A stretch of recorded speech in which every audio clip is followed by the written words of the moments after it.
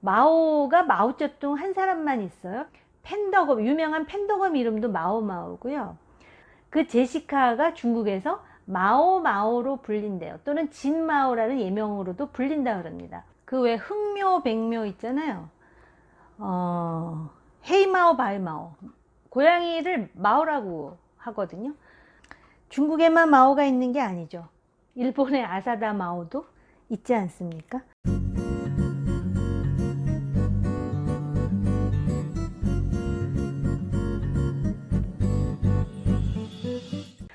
안녕하세요, 정옥임입니다. 제가 가수 이효리 씨를 좋아합니다. 굉장히 재치가 있는 것 같아요. 그리고 입담도 좋고 또 이쁘잖아요. 그리고 내숭을 안 떨고, 저는 아주 내숭 떠는 여자들은 질색이거든요. 가끔 이렇게 사회 정치적인 문제에 대해서도 툭툭 이야기를 던지지만 그건 뭐 의식의 차이인데다가 전문가가 아닌 이상 뭐 다 잘할 수는 없는 거 아니겠어요? 그래서 저는 이효리라는 사람이 상당히 대중들에게 매력 있는 엔터테이너라는 생각을 하는데요. 대형 사고를 쳤죠, 얼마 전에. 사실은 그 프로그램이 MBC에서 방송하는 프로그램인데 저도 봤어요, 이효리가 나오는 프로그램을. 왜냐하면 이효리가 나온 다음부터 재밌어졌어요. 시청률도 올라갔고. 그런데 요번에 가수 이효리 씨가 엄정화, 또 제시, 화사 4명과 함께 환불원정대라는 밴드를 구성을 하는 거예요. 그래가지고 이제 아마 노래도 만들어서 공연도 하고 그럴 계획인데, 그런데 항상 그러한 프로젝트를 할 때는 자기 이름으로 하질 않고 예명을 만들더라고요. 부 캐릭터라 그래가지고. 그런데 요번에 이효리는 글로벌하게 나가야 되니까 마오가 어떻겠어요? 이렇게 이제 MC인 유재석 씨한테 질문하는 장면이 있습니다. 마오 어때요? 이렇게 얘기한 거죠. 그것 때문에 난리가 난 거예요. 한마디로 이제 이효리가 본의 아니게 대형 사고를 친 게 돼버렸어요. 왜냐하면 그 프로그램을 본 중국의 네티즌들이 자신들의 건국의 아버지인 마오쩌둥을 비하했다 해가지고 23만 명이나 댓글을 올렸다라는 겁니다. 그러자 그 프로그램을 방송하는 MBC 측에서 이거를 수습하겠다고 이렇게 해명을 했다 그래요. 본인은 아니었다. 그 다음에 오해를 막기 위해서 이효리가 그 마오 어때요 하는 장면을 유료 동영상 서비스에서 삭제했다. 그리고 이효리는 마오라는 예명을 쓰지 않기로 했다. 다른 예명을 쓰기로 했다. 이렇게 해명이 아니라 이 정도 되면 이제 사과죠. MBC가 했다 그럽니다. 제가 이런 그 해프닝을 보면서, 아니 지금이 무슨 조선시대 중국의 속국도 아닌데 더군다나 문화 아닙니까? 문화? 이렇게 해야 되나? 조선시대 때도요, 조공 보내고 나서는 옛다 받아라 조공, 그 다음부터는 굉장히 자립적으로 조선이라는 나라를 운영했어요, 왕들이. 지금 중국이 대국입니까? 대한민국에? 이런 시츄에이션이 벌어진다라는 것이. 그런데다가 마오가 마오쩌둥 한 사람만 있어요. 중국의 10수억 인구 중에 마오 씨가 한두 명이겠습니까? 거기다가 중국에서 팬더검, 유명한 팬더검 이름도 마오마오고요. 또 소녀시대의 제시카라고 있거든요. 그 제시카가 중국에서 마오마오로 불린대요. 또는 진마오라는 예명으로도 불린다 그럽니다. 제가 중국말은 못하지만 그 외 흥묘, 백묘 있잖아요. 헤이마오, 바이마오. 고양이를 마오라고 하거든요. 그러고 보니까 마오쩌둥의 정적이라고 할 수 있는 덩샤오핑 딸의 예명도 마오마오였어요. 마오쩌둥은 상당히 그 교조적인, 물론 중국을 공산주의로 통일한 건국의 아버지이지만 실제로 근대화를 앞장서서 저해했던 대표적인 인물이 마오쩌둥입니다. 그리고 덩샤오핑은 개혁 개방을 강조하다가 문화대혁명 당시 마오쩌둥으로부터 엄청난 박해를 당해요. 그래서 덩샤오핑의 아들이 불구가 되기도 합니다. 그런데 자기 딸의 예명을 마오마오로 지었어요. 중국 사람들이 그건 몰랐던 것 같아요. 중국에만 마오가 있는 게 아니죠. 일본의 아사다 마오도 있지 않습니까? 그런데 아무튼 이런 해프닝 때문에 이런 컬럼을 쓴 사람도 있더라고요. 해외 진출하고 K-팝이라든지 K-문화예술이 그러려면 그 나라의 정치, 뭐 문화, 종교 등을 알아야 된다. 틀린 말은 아닌데요. 적어도 마오쩌둥의 그 이름을 상기시키는 마오라는 이야기를 했다 해갖고 이렇게 비난받을 일은 아니라는 게 제 생각이에요. 그러고 보니까 중국에서는 문화라는 게 이렇게 자유를 허용하는 영역이 아니에요. 예를 든다면 얼마 전에 사드 논쟁 당시에 사드라는 게 주한미군이 한반도에 배치하는 미사일 아닙니까? 그런데 미국에다가 항의는 못하고 한국에다 화풀이 하듯이 한한령이라는 거를 내리잖아요. 한류 금지령. 그래서 우리나라의 대중예술 하는 가수나 배우들이 엄청난 피해를 겪었는데요. 한마디로 정치, 경제, 안보, 문화가 이렇게 다 얽혀있는, 다시 말씀드리면은 자유로운 체제가 아니라는 거를 이번 계기를 통해서 많은 사람들이 알게 되겠죠. 제가 이해할 수 없는 거는요, 만약에 이런 일이 중국이 아닌 미국이나 일본 또는 다른 나라에서 일어났다면 우리 반응이 어땠을까 하는 거예요. 물론 이효리라는 가수가 좀 글로벌하게 나가겠어요. 마오 어때요? 이렇게 하지 않고 좀 글로벌하게 나갈게요. 그러면서 뭐 미국의 대통령 이름을 언급했다라든지 그랬다 하여 미국에서는 아마 관심도 안 보일걸요? 또 일본 이름은 못 쓰겠죠. 일본에서 뭐라 그러는 게 아니라 한국에서 난리가 날 테니까, 우리 안에서. 아마 요새 동분서주하는 광복회장 김원웅이 또 출몰할지도 몰라요.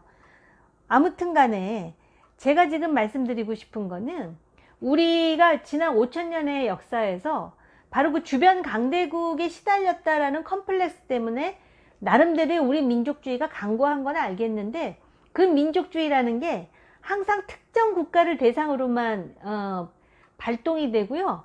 중국에 대해서는 전혀 구현이 안 된다라는 거예요.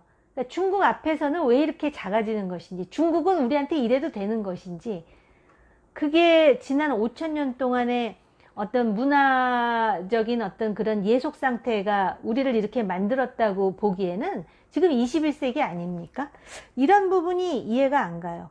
마치 또 우리는 중국한테 당하는 거는 뭐 it's okay, 괜찮아 하듯이, 이건 좀 아니라고 보거든요. 중국한테 도대체 우리라는 존재는 무엇인가? 예술인이 마오라고 언급했다라는 이유로 그 23명의 네티즌이 전부 자율적으로 자기 의사로 했다고 저는 보지도 않아요. 왜냐하면 다른 나라의 문화에 대해서 이런 식으로 개입하고 이런 식으로 의견을 표출하는 나라라면 23만 명이 다 자발적으로 오장에서 우러나와서 이효리에게 분노를 표출한다? 저는 그렇게 보진 않습니다. 오늘 제가 이 얘기를 이렇게 길게 하는 이유는 향후에 그러면 이 미국과 중국과의 패권 전쟁에 있어서 누가 승자가 될 것이며 중국은 우리한테 어떤 행동을 보일 것인가에 대해서 가늠하기 위해서입니다. 우리 한국처럼 이렇게 지정하기, 이렇게 얄궂은 나라도 없는 것 같아요. 5천년 동안 그렇게 열심히 살아온 것 같은데 지금도 여전히 주변 강국의 완충지 같은 그런 지정학적 굴레가 여전히 우리를 제약하고 있거든요. 그러다 보니까 특히 이번 패권 경쟁의 승자가 어느 나라가 될 것인지에 대해서 굉장히 그 주목하는 나라 역시 우리나라, 대한민국입니다. 중국이라는 나라를 보면은요, 고대에서 현대에 이르기까지 패권국이 아니었던 적이 없어요. 물론 아편전쟁, 두 차례의 아편전쟁을 겪으면서 1840년대부터 약 100년 동안 중국도 반식민지 상태에서 굉장한 고난을 겪었죠.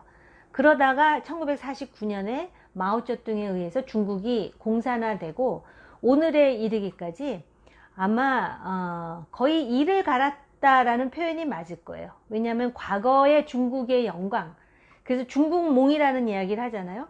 그리고 한때 미국과 소련의 그런 패권 구도로 국제정치가 만들어졌을 당시부터 상당 기간 동안 소위 도광양해라 그래가지고 중국이라는 힘을 제대로 보여주기 전까지는 빛을 가리고 실력을 숨기고 있자, 그런 그 대외 정책을 폈었어요. 그러다가 후진타오에 와서는 화평불기, 평화를 위해서 뭔가 중국의 역할을 발휘하는 것이죠. 지금은 주동자기라 그래갖고 하고자 하는 일을 한다. 이게 시진핑의 대외 정책의 중요 레토릭이에요, 한마디로. 그러니까는 평화롭게 우뚝 서는 정도가 아니라 이제 우리가 할 일을 주도적으로 한다. 그래서 주동자기라고 하거든요. 지금 뭐 남진아에서 보여지는 그 미국과 중국의 갈등이라든지 이런 것은 바로 그런 중국이 중국몽을 다시 한번 실현하겠다라는 욕구와 기존의 패권국인 미국의 견제, 이런 것들이 이렇게 이제 마치도 그 호각지세처럼 겨루기를 하는 상황이죠. 과연 지난 100년 동안의 그런 어떤 그 아픈 역사를 딛고 이제 주동자기로 중국은 이 패권 경쟁에서 승리할 것인가? 거기에는 몇 가지 한계가 있어요.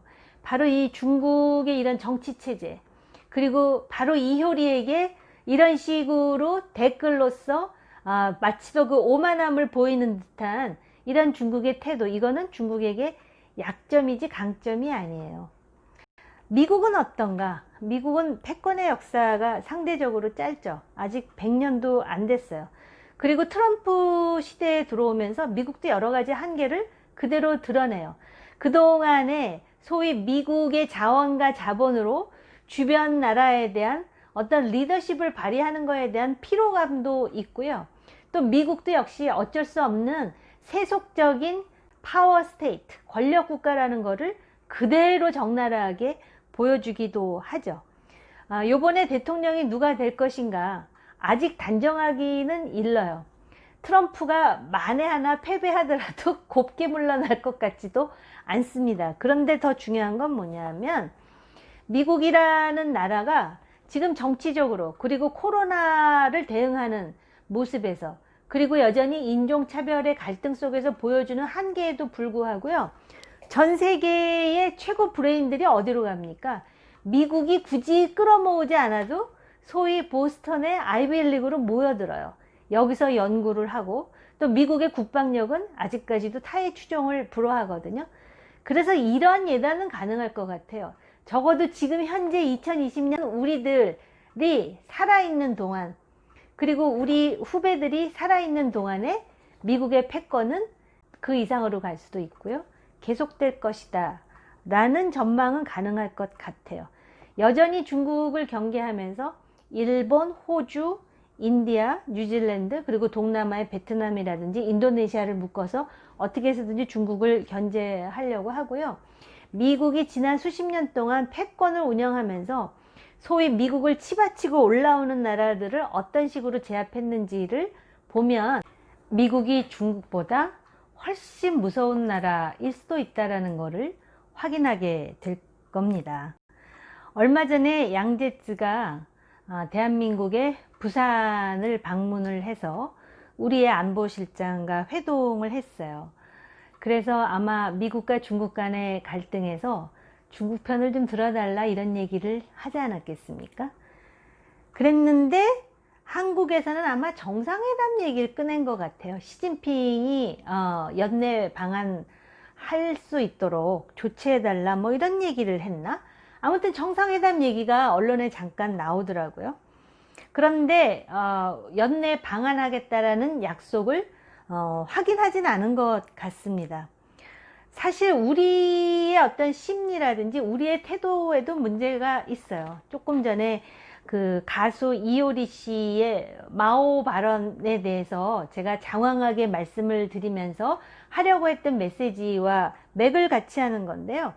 과연 우리의 심리 속에 중국이라는 나라에 대해서 여전히 그 심리적인 예속이 있는 것은 아닌지 지금 반추할 필요가 있어요. 예를 든다면 지금도 미국과 중국 간의 갈등 속에서 옆에 있는 한국을 우리 편으로 묶어두겠다라는 어떤 그 지정학적 전략을 가지고 양제츠가 우리나라를 방문했는데, 우리의 그 정치 엘리트들의 의식 속에는 한중 정상회담을 통해서 국내 정치에서 얼마나 유리한 국면을 만드는가, 혹여라도 이런 것에 더 관심 있는 것은 아닌가. 그건 지난 정부 때도 마찬가지였습니다. 박근혜 대통령이 중국을 방문했을 때 그 열병식 오찬에서 박근혜 대통령이 평소에 좋아했던 노래가 거북이의 뭐래더라? 빙고라는 노래거든요. 그 빙고라는 음악을 틀어줬다 그래갖고 언론에서 이거를 대서특필하면서 마치 또 감읍하듯이. 그러니까 실제로 전략적인 관계에서 우리가 국익을 올리고 생존하기 위해서 중국에 뭐를 주고받게 할 것인가, 그런 생각보다도 결국은 프로토콜, 우리가 어떤 대접을 받았으며 우리 대통령이 중국을 방문했을 때 어떤 반찬이 만찬 메뉴로 나왔으며 뭐 이런 얘기, 지연말단적인 이런 거에 관심을 갖게 되면 늘 중국은 우리를 마치도 조선시대 그리고 그 이전에 동이라고 불렀듯이, 다시 말씀드리면 동쪽 끝에 있는 활잘 쏘는 오랑캐로 인식했듯이 우리가 그런 취급을 당할 수 있는 위험이 여전히 있어요. 미국이라는 나라도 젠틀맨 내지는 무조건 퍼주는 켄터키 할아버지가 아니라고 제가 수도 없이 강조를 했는데요. 결국은 그 미국과 중국 사이의 삼각관계에서 귀하신 몸이 되느냐, 아니면 고래 싸움의 새우 내지는 조금 컸으니까 중화 정도가 되느냐, 역시 우리의 어떤 그런 그 전략적인 사고와 그 다음에 그 대외 정책에 있어서의 어떤 이런 거가 관건이라고 저는 생각을 하거든요. 결국은 우리한테 달렸다는 말씀을 돌고 돌아서 결론으로 정리합니다.